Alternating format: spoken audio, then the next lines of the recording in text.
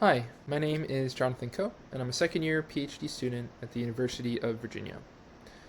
Today I'll be sharing a little bit about my project developing 1,000 galaxies on fire. To start with, what is fire? Fire is just a galaxy formation model, and that just means that it is a code, one of many out there, that has been produced to create realistic simulations of galaxies. The fire model in particular has been made to run at high resolution, and that means it captures a lot of fine details about galaxy evolution. Now, to give a little more context about galaxy simulations, these are really expensive to run. They're typically run by initializing some volume with a matter distribution of dark matter and gas, and then evolving that distribution forward in time, and gravity will collapse the dark matter into halos and collapse the gas into stars to form galaxies. Now, because these are so expensive to run, most simulation groups will only ever produce a few boxes of a given model. And this means, unfortunately, that they don't have a robust sampling of the input parameters that they're using in their simulations.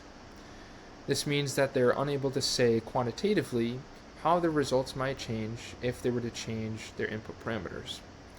Now, by input parameters, I just mean things like their cosmology, things like the strength of supernova explosions in their simulations, and other things like that. Now, to resolve this issue, I'm using what is called the DREAMS pipeline. And the way this pipeline works is we start by simulating with only dark matter a large volume. Now, because we're using only dark matter and we do this at very low resolution, these simulations are relatively cheap. We then select a region within this box and we resimulate it at a little higher resolution.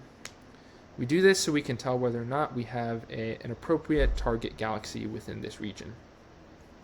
We then resimulate it at a little higher resolution to confirm that we have a resolved target.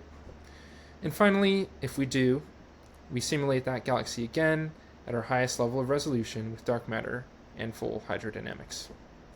Now, this pipeline is so effective because the first three stages only use dark matter, and so they're very cheap, and we can do this many, many times, say 1,000. Now, with these 1,000 simulations, each of them will have a different sampling of the different parameters we're varying, like the strength of supernovae. What this means is then we can take the properties of these galaxies and feed them into a neural network. This neural network can then tell us if you were to change, for example, the strength of supernovae in your simulations, how might your galaxy scaling relations change? So, for example, stellar mass versus dark matter mass for a given galaxy, if we were to double the strength of supernovae, I might expect to have fewer stars in that galaxy. Similarly, if I were to have the strength of supernovae, I would expect to have more stars in that galaxy. The neural network will allow us to quantify this more precisely.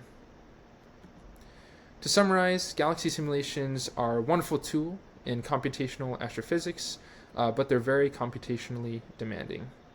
Therefore, parameter exploration and error estimation is quite difficult. However, the DREAMS pipeline allows us to do this in a systematic way that has never been done before, and so my suite of 1,000 galaxies on fire will both contextualize past fire results while also giving us new astrophysical insights into galaxy formation.